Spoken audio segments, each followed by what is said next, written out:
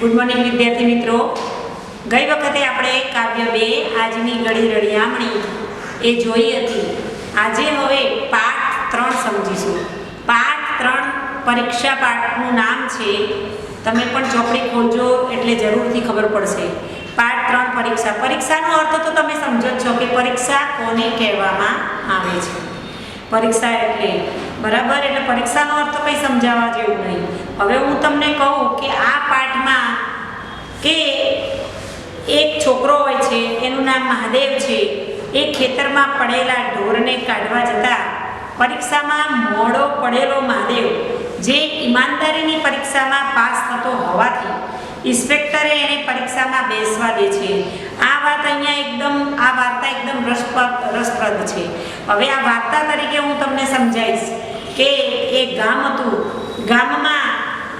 ગામનું સવારનું પરોઢનું વાતાવરણ કેવું હોય છે એની આખી વાત કરું છું કે સવારે ગામડામાં સૂર્ય ઉગ્યો। સવારમાં વાત છે કે સવારમાં સૂરજ ઉગે, તો સૂરજ ઉગે તો ગામડામાં ખેતર હોય છે, તેમાં ઘઉં અને ચણાના મોલ લખ્યું છે કે ઘઉંના અને ચણાના મોલ ઉપર સોનું છાંટવા લાગ્યું।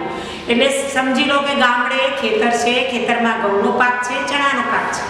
સવારમાં સૂરજ ઉગે તો સવારનો તડકો કેવો હોય છે? કૂણો કોમળ તાપ કહેવાય છે।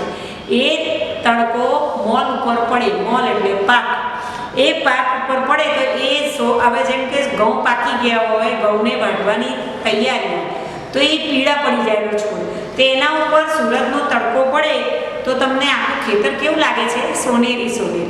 એટલે કે છે કે સોનું છાંટવા લાગ્યો। વસંતનો વાયરો મોલ ઉપરનું સોનું સાંભળવા માંડ્યો। એટલે કે વસંતનો વાયરો એટલે વસંત ઋતુ, એટલે હોળીની આસપાસ જ્યારે આપણે ઘઉં કપાઈ ગયા હોય છે, કપવાની ઋતુ તૈયારી હોય છે, એટલે કે વસંતનો વાયરો મોલ ઉપરનું એટલે કે પાક ઉપરનું જાણે સોનું સાંભળવા માંડ્યું। એટલે પાક ઉપર જાણે સોનું એટલે તૈયાર થઈ ગયો છે આપણો પાક। એટલે પક્ષીઓનું ટોળું વાયરાની પાછળ પડ્યું। વાયરો જેમ વાતો હોય એમ પક્ષીઓનું ટોળું ખેતરની આવ્યું। કેમ કે પક્ષીઓ અનાજના દાણા ખાય છે। હવે પવનથી વાયરાથી મોલ આખો પાક જે તૈયાર થઈ ગયો છે એ આખો અલગ પાક આપણે અંદરથી દાણા છૂટા પડીને નીચે પણ પડી જાય છે। એટલે પક્ષીઓનું ટોળું વાયરાની પાછળ પડે, એટલે કે પવન જેમ આવે એમ પક્ષીઓ પણ ખેતરમાં ઉડતા નજરે પડે છે। કેમ? અનાજના દાણા ખાવા માટે। પાંખોનો વીંઝણો વીંઝતું, એટલે પાંખો એટલે પક્ષીઓની પાંખો, વીંઝણો એટલે પંખો, આપણી ભાષામાં કહીએ પંખો એટલે જેમ પંખો ફરે છે એમ એની પાંખો, પક્ષીઓની પાંખો, વીંઝણો વીંઝતું હવામાંનું સોનું, એટલે કે પાંખો ઉડતા હવામાંનું સોનું કોને કહેવામાં આવ્યું છે? અનાજના દાણાને। એ દાણા વીણવા માટે, ચણવા માટે સોનું ધરતી ઉપર પાછું ધકેલાતું હતું। એટલે કે ધરતી પર એટલે ખાવા માટે પંખીઓ ઉડતા જતા હતા। ગામમાંથી ગાય ભેંસનું ધણ, આ સવારના વાતાવરણની વાત કીધી છે, એટલે સવારનું વાતાવરણ ગામડે કેવું હોય એની વાત। હવે ગામમાંથી ગાય ભેંસનું ધણ એટલે ટોળું, ગાય અને ભેંસનું। સવારમાં ગાય ભેંસને આખી રાત ભલે આપણે કોઢમાં બાંધીએ ગામડે, પણ સવારમાં એમને ચરવા માટે મોકલવા પડે, એટલે એમને છોડવાનું, એટલે કે એમને જે સાંકળ વાકળ બાંધી હોય એમને જવા દેવામાં આવે। એટલે ખેતરનો કિનારો હોય, મેદાન હોય, ત્યાં લીલું ઘાસ ચરવા એ જાય। એટલે કીધું છે કે ગાય ભેંસનું ધણ એટલે ટોળું, એ છૂટ્યું એટલે એ લોકો ચરવા ગયા। ધરતી પર વેરાયેલું સોનું મોઢે, એટલે જ્યારે ખેતરનો કિનારો શેઢો હોય એ કિનારે પણ વધારાનું ઘાસ ઉગતું હોય છે, એટલે કે ધરતી પર વેરાયેલું સોનું, એટલે એમના માટે તો સોનું કહેવાય ને, ઘાસ લીલું, એટલે કે મોઢે ફંફોડાતું જતું ખાતું હતું। એટલે કે ગાય ભેંસનું ધણ ખેતરના કિનારે પણ ઘાસ ચરતું આગળ જતું હતું। શાળાએ જવા છોકરા હાલ્યા, એટલે કે સવારનો ટાઈમ હતો, એટલે ગામડામાં સવારની સ્કૂલો, ઉનાળો હોય એટલે સવારની સ્કૂલો થઈ જાય, એટલે કે છોકરાઓ આપણે શાળાએ જવા હાલ્યા। મોલ એટલે ખેતરમાંનો પાક જોતા જતા, હવા ખાતા એટલે પવન ખાતા, પક્ષીઓના માળા પાડતા, એટલે કે ગામડે ઝાડ આપણે જગ્યા ઉપર આપણે રસ્તાના છે કિનારે ઝાડ હોય છે, એના ઉપર પક્ષીઓના માળા હોય। હવે ગામડાના છોકરા અળવિતરા વધારે હોય, એમને કેવું કસડીઓ કરતું જ જવાનું, એટલે પક્ષીઓના માળા એ પણ શું કરતા હતા, ખબર પડે કે પક્ષીનો માળો છે તો એ લોકો નિશાન તાકીને પથ્થર મારીને પક્ષીઓ તો લાકડી મારે તો પથ્થર મારે પણ પક્ષીઓના માળા પાડતા. ખેતર શેડેથી પસાર થતી એટલે કે ખેતરના કિનારે કિનારે પસાર થતી રૂપેરી, રૂપેરી એટલે એકદમ ચોખ્ખી એવી પગદંડીનો મતલબ થાય છે પગ રસ્તો જેના પર આપણે ચાલીને જતા હોઈએ ને એ સોનેરી પગલાં પાડતા. એટલે કે સોનેરી એમાં રેતી હોય, ચોખ્ખી હોય ને એના ઉપર તમે ચાલો તો તમારા પગલાંના નિશાન તો દેખાય ને, તો કે પગલાં પાડતા હતા એ છોકરાઓ. એક છોકરો બોલ્યું હતું એમાંથી. આ બધું હવાનું વાતાવરણ તો આવી રીતે 4 છોકરા જતા હતા જોડે જોડે. એમાં એક છોકરો બોલ્યો કે ઉપાડો પગ. એ છોકરાનું નામ હતું મહાદેવ. એ મહાદેવે કીધું ઉપાડો પગ, આજે મારે પરીક્ષા આપવાની છે, કે મારે આજે પરીક્ષા આપવાની છે. ઉપાડો પગ એટલે જલ્દી ચાલો એનો મતલબ કે પરીક્ષા આપવાની છે. ઇન્સ્પેક્ટર સાહેબ કાલના આવેલા છે. ઇન્સ્પેક્ટર સાહેબ એટલે સમજી લો કે તમારે પણ આપણે અહીંયા બોર્ડની પરીક્ષા હોય તો આપણે પોલીસના વેશમાં આવે છે કે આપણી સિક્યુરિટી પ્રમાણે, તો એ સિક્યુરિટી પ્રમાણે એ પણ ત્યાં આપણા ઇન્સ્પેક્ટર સાહેબ આવ્યા હતા. એને પરીક્ષા આપવાની હતી મહાદેવની. તો બીજો છોકરો શું કહે છે, તારે આપવાની છે. અમારે શું, તારે પરીક્ષા આપવાની. ચારેમાં એક મોટો છોકરો હતો. એ મશ્કરીમાં આવી રીતે બોલ્યો કે તારે આપવાની છે, એમાં અમારે શું. એવું તો કે અમને ઓછી શિષ્યવૃત્તિ મેળવવાની છે. એટલે એ પરીક્ષા શેની હતી કે પહેલા જમાનામાં કેવું હતું કે જે છોકરાના સારા ગુણ આવે, સારા ટકા આવે એને શિષ્યવૃત્તિ આપવામાં આવતી હતી ગામ તરફથી. જેમ ગામ હતું ગ્રામ પંચાયત તરફથી, એટલે છોકરાઓને શિષ્યવૃત્તિ એટલે એક પૈસા ફાળો એમ એ મળવાના હતા. એટલે એ છોકરો પરીક્ષા એની આપતો હતો શિષ્યવૃત્તિ. જો શિષ્યવૃત્તિમાં સારા માર્ક્સ આવે તો એને પરીક્ષા આપણે પાસ કરે તો એને પૈસા મળે. તો ત્રીજાએ પાછો એટલે કે ત્રીજો હતો એ ત્રીજો વચ્ચે બોલ્યો, તાપસી પૂરી એટલે વચ્ચે બોલ્યો. શું બોલ્યો, અમને ઓછી શિષ્યવૃત્તિ મેળવવાની છે, તારે મેળવવાની છે એમ. એટલે પછી મહાદેવ શું કહે છે, તમે અરજી કરો તો તમને પણ મળે. તમે કે તમે પણ પરીક્ષાનું ફોર્મ ભરો તો તમને પણ મળે. તમે પરીક્ષા આપો, સારા માર્ક્સ લાવો તો તમને પણ મળશે એમ કે એવું કીધું, ઉમેર્યું. એટલે પેલો મહાદેવ શું કહે છે ફરીથી, પણ તમે કાંઈ મારા જેવા ગરીબ નથી કે હું ગરીબ છું એવો તમે મારા જેવા ગરીબ નથી. એટલે કે તમને પૈસાની જરૂર નથી એટલે તમે મહેનત કરતા નથી અને શિષ્યવૃત્તિની પરીક્ષા આપતા નથી. પણ મારે તો જરૂર છે એટલે કીધું કે તમે કાંઈ મારા જેવા ગરીબ નથી. પહેલો પણ તને જ ક્યાં મળી છે એમ કે ગરીબ નથી પણ પહેલો પણ તને જ ક્યાં મળી છે એમ કે. એટલે કે તમારા 10ની પરીક્ષા લેશે ત્યારે ને મહાદેવ કે તને હજી ક્યાં શિષ્યવૃત્તિ મળી છે એમ કે હજી તો 10 છોકરાઓની પરીક્ષા લેવાશે. એમાં એટલે કે 10ની પરીક્ષા લેશે ત્યારે ને મહાદેવ આવું કીધું. એવું એક છોકરાએ કીધું. ને કેમ જાણ્યું કે પહેલા 3 નંબરમાં તું જ આવીશ. આ છોકરાઓ એકબીજાની ઈર્ષા કરતા હોય કે એવી ખબર પડી ગઈ કે પહેલા 3 નંબરને શિષ્યવૃત્તિ મળે તો 3 નંબરમાં તું જ આવીશ એનું શું ઠેકાણું, આવું કહી દીધું. પહેલા 3 એટલે કે ચોથાએ વાતમાં પેલો ચોથો પણ આવું બોલ્યો કે એવી શી ખબર કે તું જ પહેલો આવવાનો. એટલે એમ તો નહીં. એટલે મહાદેવે સગર્વથી બોલ્યો એટલે આપણે એકદમ અભિમાનથી અને વિશ્વાસથી શું બોલ્યો, અમે તો નહીં કે એમ તો નહીં પણ પહેલો જ આવીશ, કે જા હું પહેલો જ આવીશ એવી મહેનત કરીશ. એક એનામાં એક આત્મવિશ્વાસ હતો એટલે કે હું પહેલો આવીને બતાવીશ. આવું સગર્વથી મહાદેવે પણ કહ્યું. એટલે કહેવાય નહીં હો મહાદેવ. એટલે કે બીજો વડા એનો મોટો છોકરો શું કે પેલો મોટો હતો એ છોકરો શું બોલ્યો, કહેવાય નહીં હો મહાદેવ. વડાએ કહ્યું, આડે દિવસે દોડે ને દશેરાએ ગોરુએ ન દોડે. એનો મતલબ શું થાય છે કે સમજી લો કે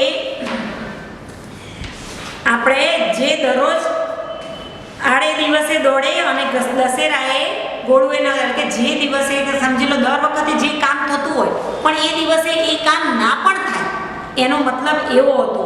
એટલે કીધું કે એ દિવસ સમજી લે તો દર વખતે તું પહેલો આવે, મહેનત કરે છે પણ એ દિવસે સમજી લે કે તારું ના પણ આવે એમ એવું કીધું. એટલે પછી શું કે એટલે પેલો મહાદેવ શું કે છે, ન શું દોડે કે એવી પાટી મેલાવો. એવી પાટી મેલાવો એટલે કે હું એવી મહેનત કરું. તો કે ના શું દોડે. ત્રીજો વચ્ચે બોલે, મણિયાને તું કમ ના જાણતો. એટલે જે છોકરાઓને પરીક્ષા આપવાની હતી ને એમનું નામ લીધું એ છોકરાઓએ કે તું મણિયાને તું કમ ના જાણતો, છઠ્ઠા ધોરણમાં પહેલા નંબરે જ આવ્યો હતો ને વળી, એટલે કે એ છોકરો છઠ્ઠા ધોરણમાં પહેલા નંબરે આવ્યો હતો, એને તું ઓછો ના જાણીશ કે એ પણ બહુ મહેનતુ છોકરો છે. એ તો એટલે પેલો મહાદેવ શું કહે છે, એ તો હું માંદો, એટલે કે એ વખતે હું માંદો હતો એટલે હું મહેનત કરી શક્યો નહોતો, એટલે એનો પહેલો નંબર આવેલો. એટલે ચોથો બોલી ઉઠ્યો. ચોથો શું બોલ્યો ને, નટુડો ઓછો છે કે, નટુડો ઓછો છે એમ કે, એમાં પાછા એના બાપા હેડમાસ્તર છે. એ નટુડો કંઈક ઓછો નથી, એ પણ એટલો મહેનતુ છે. એમાં એના પપ્પા હેડમાસ્તર એટલે આચાર્ય છે એમ કે. તો બીજાએ ત્રીજી વાત કરી, એટલે કે ચોથો બોલ્યો પછી બીજો શું બોલ્યો, મને તો લાગે છે કે બચુડાના મામા મામલતદાર છે, કે બચુડો પરીક્ષા આપવાનો છે. હવે એના મામા કોણ છે, મામલતદાર, આપણી ભાષામાં તલાટી કહીએ છીએ. તેથી એને તો મળવાની જ, કેમ કે શિષ્યવૃત્તિ હંમેશા કોને કેટલી આપવી, શું કરવું, આ બધું કોના હાથમાં હોય છે, મામલતદાર. ગામમાં તો તલાટી જ કામ કરે ને, એટલે મામલતદારના હાથમાં હોય છે. એટલે કે તેની એને તો મળવાની જ નહીં, આવું કીધું ને. એટલે બીજો આપણે શું બોલ્યો કે મેં ધનશંકરના માસા એ તો મને કહેતા હતા કે વિદ્યાધિકારીના ક્લાર્ક છે.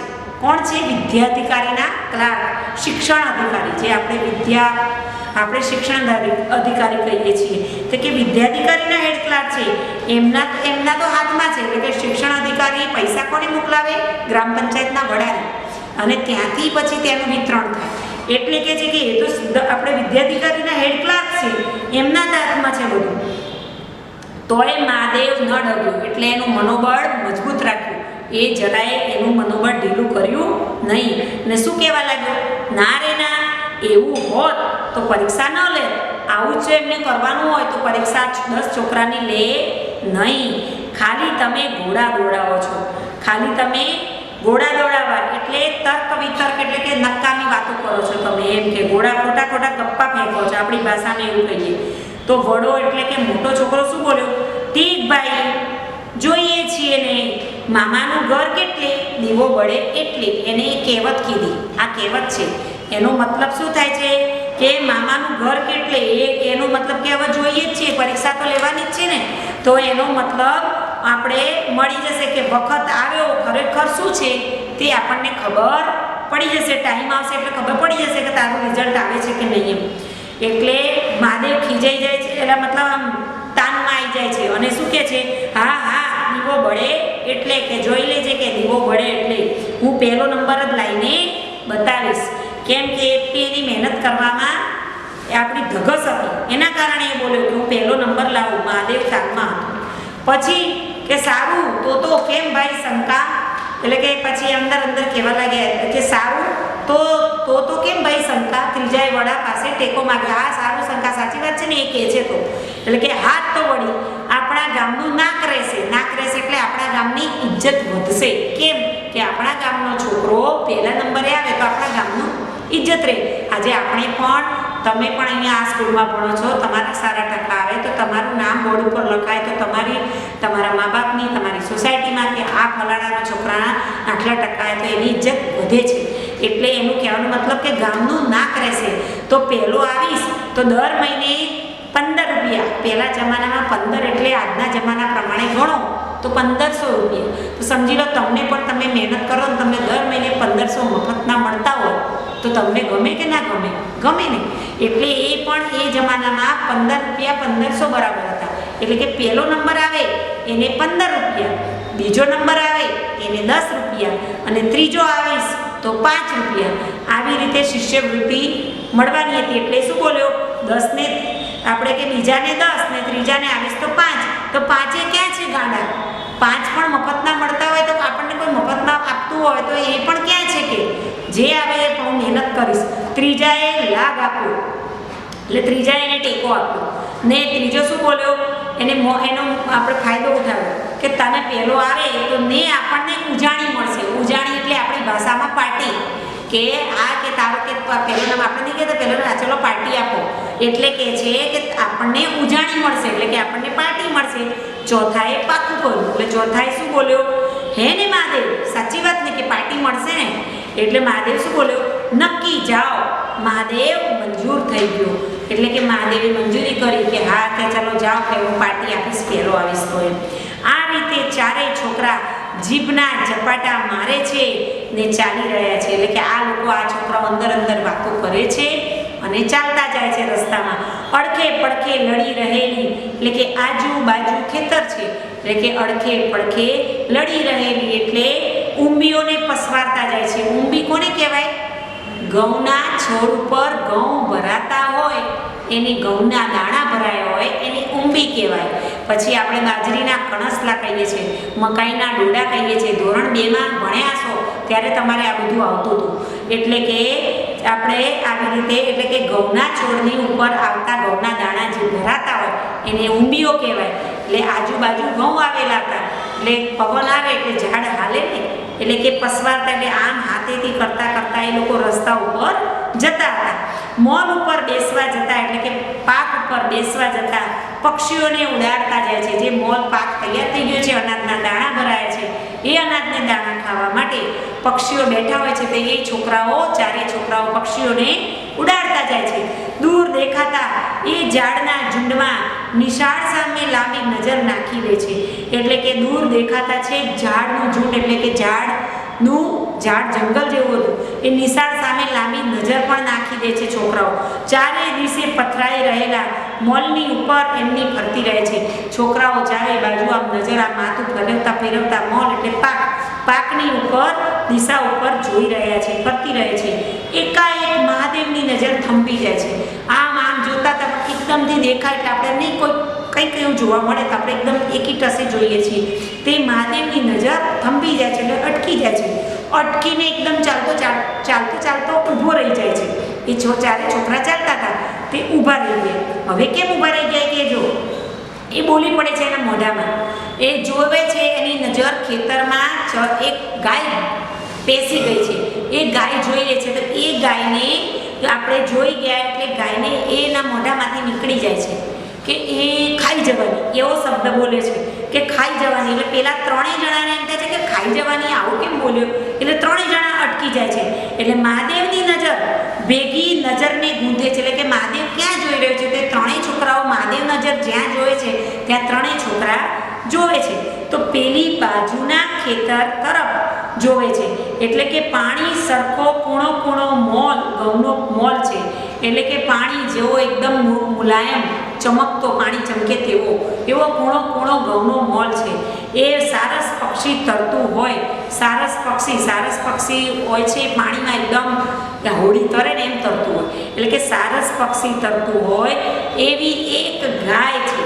એ ગાય ધીમે ધીમે ખેતરમાં ચાલે છે અને આ કૂણો મોલ ખાઈ જાય છે, એટલે કે ખાતી જાય છે. એટલે કે એ બોલ્યો કે કાપલો કાઢી નાખવાની, એટલે બધું આપણે ખેતરમાંનું અનાજ ખાઈ જશે, એટલે કે કાપલો કાઢી નાખશે. આવું બોલી કે કાપલો કાઢી નાખશે એટલે બધું ખાઈ જશે, એનો મતલબ એ થાય. તો મહાદેવના પગ જમીન સાથે જડાઈ ગયેલા લાગતા હતા. એકદમ એના જમીને પગ ચોંટી દીધા હોય, એકદમ સ્તંભી જાય છે ને આ બધા વિચારો કરવા લાગે છે કે ખેતરમાં કેટલું બધું અનાજ છે ને ગાય બધું ખાઈ જશે, આવું લાગતા હતા. તો કે તારી માસીના ખેતર, એટલે એક બીજા છોકરાએ શું કીધું? શંકાએ કીધું કે મને એવું લાગે છે કે આ તારી માસીના ખેતરમાં છે કે ગાય તારી માસીના ખેતરમાં લાગે છે. શંકાએ અટકળ કરી, એટલે અટકરે આમ આપણે નક્કી કરીએ ને કે અનિશ્ચિત કહેવાય, એવું એને અટકળથી કીધું કે તારા માસીના ખેતરમાં લાગે છે, એવું કીધું. એટલે ત્રીજાએ શું કહ્યું? શેઢા ઉપર છે. શેઢા ઉપર એટલે ખેતરના કિનારા ઉપર, ખેતરની અંદર છે, શેઢા ઉપર છે. તો મહાદેવ વિચારમાં હતો. મહાદેવ વિચાર કરતો હતો કે આ ક્યાં હશે? બોલ્યો તે પણ વિચારતો હોય એવી રીતે, આ પા કે પેલી પા, એટલે કે આ બાજુ કે પેલી બાજુ છે ગાય. મને દૂરનું એટલે થોડો કન્ફ્યુઝ થવાય ને જોવામાં, એટલે કે ગાય આ બાજુ છે ખેતરના કે પેલી બાજુ છે એવું જોવાય. પણ ખાવાની તો ઘઉં જ, આ ખેતરમાં ખાય કે આ ખેતરમાં ખાય? આ બાજુ હોય, વચ્ચે ભલે બીજાનું ખેતર હોય, માસીનું ખેતર હોય તો ગમે તેમ કે વચ્ચે પેલી પાડી કરે, પેલું કાંટાળી વાળ કર્યું હોય કે આ બાજુ ખાય કે આ બાજુ ખાય તો ઘઉં ને. આવું એવું મોઢામાંથી બોલી ગયું. કોણ? મહાદેવ. તો ગામ તરફ એણે નજર દોડાવી. પેલા ગામની બાજુ નજર દોડાવી. ખેતર વચ્ચે હતા, ખેતરની પેલી બાજુ શાળા હતી. એટલે ગામ બાજુ એને નજર દોડાવી અને જોયું કે દૂર કોઈ માણસને જોયું, એને દૂર કોઈ માણસને જોયું એટલે એને બૂમ પાડીને કહેવા લાગે, જોરથી બૂમ પાડી. કોણે? મહાદેવી. કે હે મારી માસીને ત્યાં કહેજો કે ગાય, મારી માસીને ત્યાં કહેજો કે ગાય વળી થયું, એવું બોલવા લાગ્યો કે મારી માસીને કહેજો કે ગાય તમારા ખેતરમાં. આજે ગાય બોલ્યો ને પછી એને શું યાદ આવ્યું કે મારા માસી ક્યારે આવશે અને આપણે મારા માસી ક્યારે આવશે અને ક્યારે હાંકશે, એટલામાં તો કાપલો કાઢી નાખશે કે હજી મારા માસી ક્યારે આવશે અને ક્યારે આવશે ને ક્યારે ગાયને કાઢે, એટલામાં તો બધું ગાય ખાઈ જશે. હવે ત્યાંથી ઘરથી આવે માસી અને ગાયને કાઢે ત્યાં સુધી ગાય અડધું ખાઈ જાય. એટલે મહાદેવને શંકા સામે દફતર ધર્યું. મહાદેવે શું કર્યું? પોતાનું દફતર શંકાને આપી દીધું ને લેને શંકા, ગાયને હું હાંકતો આવું એટલે કે ગાયને હું કાઢીને આવું, ખેતરમાંથી કાઢી આવું. એટલે શંકાએ દફતર લીધું, યાદ આવ્યું ત્યાં એને પાછું દફતર તો લીધું ને યાદ આવ્યું કે લે તારે લે પરીક્ષા છે ને, એ શંકાએ એને મહાદેવને કીધું તારે લે પરીક્ષા છે ને, એટલે કે આવ્યો આમ ભલે પરીક્ષા છે છતાં હું હમણાં દોડીને જાઉં છું, ગાયને કાઢીને અત્યારે હું આવું છું. મહાદેવે તો પાટી લગાવી એટલે મહાદેવ દોડવા લાગ્યો જોર જોરથી. તો મોલ ઉપર ઉડતી ઉડતી સમળી જતી હોય એટલે મોલ ખેતરમાં પાક ઊભો હોય તો તમે દોડો તો તમારું સામાન્ય થોડું માથું દેખાય, શરીર ના દેખાય. કેમ કે મોલ ઊભો છે એટલે પાક આખો બધો ઊભો છે એટલે તમે, એટલે કે જાણે સમળી ઉડતી હોય એટલે ફાસ્ટ એવું દોડતો હતો. કોણ? મહાદેવ. એનું માથું દેખાતું હતું. કહેતો તો છોકરાઓને શું કહેતો ગયો? તમ તમારે હેડતા થાવ, તમ તમારે ચાલતા થાવ, આવ્યો હું તો આમ, હું હમણાં જ આવું છું, તમ તમારે ચાલતા થાવ. હરાયું ચરેલી ગાય, હરાયું ચરેલી એટલે હરામનું ખાવાવાળી ગાય એને કહેવાય. કે મસ્તાન, એ મસ્તાન હોય એમાં નવાઈ શું? મસ્તાન એનો મતલબ થાય છે કે એકદમ આપણે એકદમ એક ક્લીન થઈ જવું, ખાવામાં એકદમ મગ્ન થઈ જવું, એને મસ્તાન કહેવાય. એમાં કે નવાઈ શું? એને સારું સારું ખાવાનું મળ્યું છે. આપણને સારું ખાવાનું મળ્યું તો તમે કોઈને સામું આજુબાજુ જુઓ ના જુઓ, એટલે કે એમાં આજુબાજુ જોવે એમાં નવાઈ શું? એમ કે ના જ જોવે ને. મહાદેવ મન કરીને ઢેફા મારે, મહાદેવ દૂરથી જુએ છે ગાયને તો માટીના ઢેફા હતા, એ ઢેફા આમ મારે છે. પણ ચરબી ભરેલી ગાય એટલે એકદમ જાડી તગડી ગાય ને એને તમે માટીનું ઢેફું મારો તો લાડના લટકા હતા, એટલે એકદમ લઈને કોઈને એવું લાગે કે મને કોઈ પ્રેમથી હાથ ફેરવી રહ્યું છે, એને કોઈ અસર થતી નહોતી. એટલે એને સોટું પણ નહોતું, એટલે એની જોડે લાકડી પણ નહોતી, એટલે ઢેફા મારે પણ એને તો ચરબી ભરેલી ગાયને કાંઈ અસર થતી નથી. એટલે શેઢા ઉપરથી આંકડાનો એક દોરો ભાગ્યો. શેઢા ઉપર એટલે ખેતરના કિનારા ઉપરથી, આંકડો એટલે તમને હનુમાનજીને ફૂલ ચડાવીએ છીએ એ વચ્ચેથી પોલો કાણો હોય અને લાકડી હોય, એને શેઢો એટલે એક ટુકડો ભાગ્યો. એટલે દોરો એટલે એક ઝાડની લાકડી ભાગી. પણ ગાયને તો ચમરી જાણે શરીર પરથી માખો ઉડાડતી હતી, એટલે કે ગાયને પણ એવું લાગતું હતું એ દોરો ભાગ્યો ને દોરો મારે, પણ ગાયને તો કેવું લાગતું હતું કે એની ચામડી ઉપર જાણે કોઈક માખી ઉડાડતું, એને અસર જ ના થાય. કેમ કે પોલી હોય, એનામાં વજન કે એવું કશું ના હોય, એટલે પોલી હોય ને પોલી આપણને કોઈ પીછું મારે તો આપણને અસર થાય, એવી રીતે એને એવું થતું હતું. એવી રીતે માખો ઉડાડતી હોય એવું એને લાગતું હતું, એને કંઈ અસર થતી નથી. હવે હું તમને આગળની આ અડધી વાર્તા મેં તમને કીધી, હવે આગળની વાર્તા આપણે આવતા લેક્ચરમાં જોઈશું. ધન્યવાદ.